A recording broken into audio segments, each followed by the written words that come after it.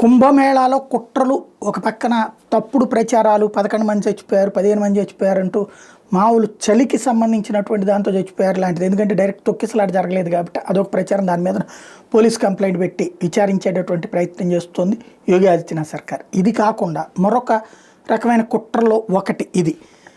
ఒక స్వామీజీ దగ్గరికి ఒక అబ్బాయి మీ శిష్యరకం చేసుకుంటానని వచ్చాడు. ఆయుష్ అని తన పేరు చెప్పాడు. యతి నరసింగానంద గిరి దగ్గరన ఆయన జాయిన్ అయ్యాడు.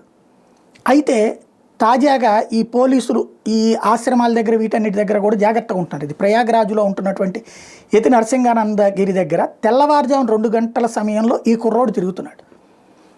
స్వామీజీ పడుకుని ఉన్నారు, ఆశ్రమంలో అందరూ పడుకుని ఉన్నారు. ఎందుకు ఇతను తిరుగుతున్నాడు అన్నటువంటిది అతన్ని పిలిస్తే అబ్బాయి ఏం లేదు అని చెప్పి కొంచెం తడబడ్డాడు. నీ పేరేంటి అంటే ఆయుష్ అన్నాడు. సరే అయితే రా పోలీస్ స్టేషన్కి వెళ్దాం, రేపు పొద్దున్నే ఆశ్రమాలతో వచ్చిన తర్వాత మాట్లాడదాం అంటే అబ్బాయి అట్లాగే లేదు అని చెప్పేసి హడావిడి చేశాడు. ఈలోపు ఆశ్రమం వాళ్ళు నిద్రలేచారు. అక్కడ ఆశ్రమం వాళ్ళందరూ ఎదురుగుండా ఇతని ఐడి కార్డు తీస్తే ఆశ్రమం వాళ్ళు ఐడి కార్డు అడగల. అతను అక్కడ ఆయుష్ అనే పేరుతోనే అందరూ పిలుస్తున్నారు. తీరా చూస్తే అతని ఐడి కార్డు చూస్తే ఆయుబ్ అతని పేరు.